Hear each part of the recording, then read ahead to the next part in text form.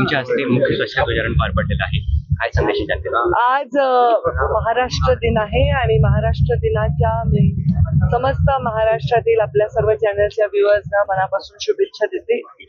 जालना जिल्ह्याचे पालकमंत्री म्हणून महाराष्ट्र दिनाच्या ध्वजारोहणाच्या कार्यक्रमाला आज मी इथे उपस्थित आहे आणि जालना जिल्ह्याचे विकास, त्याचं प्रगतीपथ आणि महाराष्ट्राचं प्रगतीपथ याच्यावर विस्तृत असं मार्गदर्शन आजच्या भाषणामध्ये मी केलं. केंद्र सरकारने काल देशामध्ये जातीनिहाय जनगणना करण्याचा निर्णय घेतलेला आहे.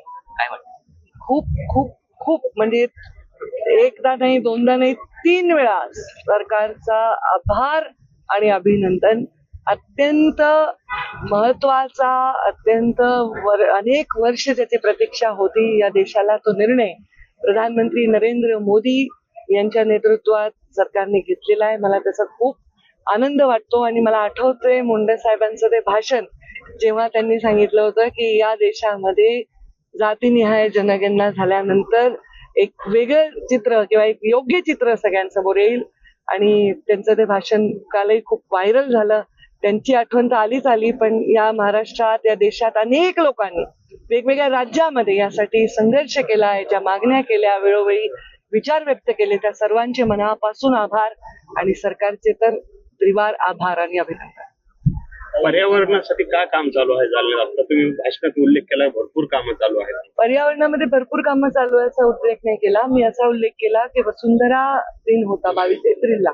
22 एप्रिल ते 1 मे असा आम्ही एक पर्यावरणाचा आठवडा पूर्ण राज्यामध्ये आव्हान केलं होतं. त्याच्यामध्ये पर्यावरण हे असं खातं नाही जिथे एक बजेट आहे आणि एक मार्ग तयार केला आणि तुम्हाला दाखवता आला.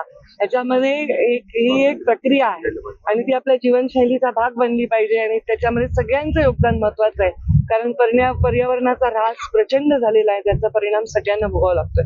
एक जनजागृतीसाठी सुद्धा आम्ही हा आठवडा समर्पित केलेला. मॅडम, एकीकडे तुम्ही ही सगळी जनजागृती करताय आणि दुसरीकडे सामाजिक संस्थांना उपोषण करावं लागते की अतिक्रमण हटवण्यासाठी. ते मग नदीमधले असतील किंवा अतिक्रमण फक्त नदीमध्ये नाही, ते सगळीकडे आहे. अतिक्रमण कोण करताय? माणसंच करतायत आणि त्यांना कायद्याने हटवणं हे काम सरकार करताय. हे काही असं जगावेगळं इथे नाही. आणि कुठेही बाहेरच्या देशात जरी गेलं ना तरी आपल्याला ही परिस्थिती दिसते. शासनाने कडक कारवाई करून अतिक्रमण हटवली पाहिजे.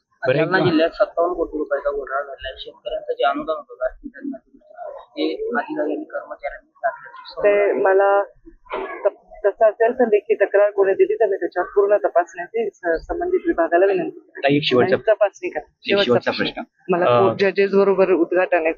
मनोज जरंगे यांनी काल पुन्हा मुंबईला जाण्याचा इशारा दिलेला आहे आणि त्यांनी सरकारला साथ घातली की 6 जून पर्यंत आमच्या मागण्या पूर्ण करा, नसता आम्ही 28 ऑगस्टला अंतरवालीतून मुंबईच्या दिशेने प्रस्थान करू आणि 29 ऑगस्टला मुंबई येथे आझाद मैदान किंवा मंत्रालयासमोर आम्ही उपोषणाला बसणार आहे. सरकारने त्यांच्या मागण्याचा सहानुभूतीपूर्वक विचार करावा आणि मी जसं सांगते नेहमी वेळोवेळी चौकटीत कायद्याच्या राखून सन्मानपूर्वक त्यांना न्याय द्यावा. चाटे स्कूल प्री प्रायमरी पासूनच करून घेतं फाउंडेशन पक्क करण्याची तयारी. म्हणूनच चाटे शिक्षण समूहाच्या कित्येक विद्यार्थ्यांनी घेतलीये करिअर मध्ये उंच भरारी. 2025-26 या शैक्षणिक वर्षाकरिता आपल्या पाल्याचा आजच प्रवेश घ्या.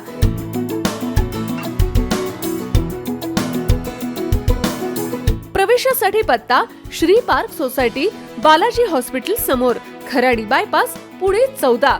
संपर्क क्रमांक 9372619453 किंवा 9372619483 किंवा 9372619484. फाउंडेशन उत्तम, प्रगती सर्वोत्तम.